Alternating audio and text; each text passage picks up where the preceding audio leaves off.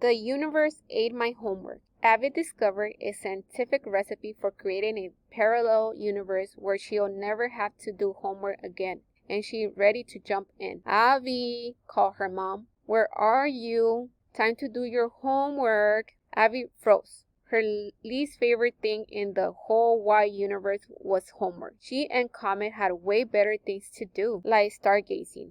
They settled into their secret spot just as the first star was coming out. Abby! Mom was closer than she thought. Abby snuck around the house towards her dad. What are you thinking about, Dad? She asked. He was a physicist and always puzzled about something or other. Our universe, he said. Our universe? Wait, do you mean there are other universes? Her dad's eyes twinkled like stars. I think so. I've actually been working on some ideas for how to make a baby universe. He kisses her forehead. Now, don't you have some homework to do?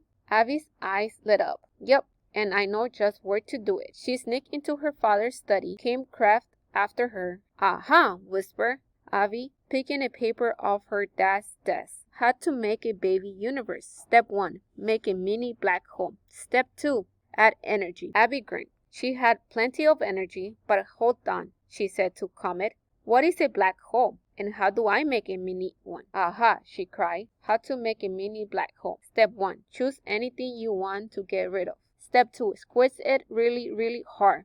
Abby smiled as she looked one last look at her homework. She crumbled it up and squeezed it really, really hard. Nothing happened. She kept reading. You will need to squeeze so hard that the atoms in your object get very, very close to one another. So close that the atoms' gravity will take over and smash them together. This will create an invisible object called a mini black hole.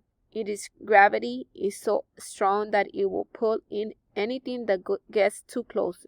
It is invisible because even light can't escape it. Abby came her mother's voice. Are you doing your homework? I've got it in my hand, Mom. Abby didn't totally understand about the atoms, but she understood about the squeezing. She squeezed with all her might, even harder than she squeezed her mom's hand during thunderstorm. Her homework had become a black hole. Abby peered in away at the empty space where her homework had just been. Woof! Went the black hole, squeezed the fly in. Comet nosed forward to investigate. His ears began to stretch. It was the black hole, gravity. He yelped as Abby yanked him back by his tail. Okay, Comet. Next step. To make a universe, we need to add energy. She began to jump up and down. Suddenly, Abby could see something new forming. It was no longer pulling things into it. The black hole had turned into a baby universe. At first, Abby's universe was just a little bubbling broad of energy. Kept wagging Comet. She cried, turned cartwheels. Her universe began to expand and particles began to form, but it didn't push on anything as it expanded. Instead of taking up room, it somehow seems to be creating its own space. As her universe grew, the particles clumped together and made bigger clouds of gas. The cloud began to sparkle with explosions. Stars were being born. Abby, did you finish your homework? She froze. It was her dad's voice outside the door. Kind of, she replied. Her father gazed in wonder. You made this? Abby smiled proudly. Yep, and I was thinking about leaving it in for a while. No homework in there, right? Probably not, said her dad.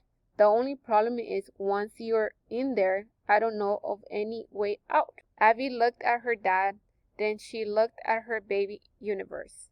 Abby ran to her dad and hugged him tight. I think I'll stay, she said. As Abby and her mom gazed at the Milky Way, Abby's dad spotted Comet wolfing down the cookies. I guess no universe is perfect, he said. Yeah, replied Abby, but they are all amazing. Dear Miss Hanks, sorry I didn't turn in my homework. I'm pretty sure it is somewhere, but I don't know where that is. Anyway, here is exactly what happened. Thanks for your understanding, Abby. Abby, please see me after class.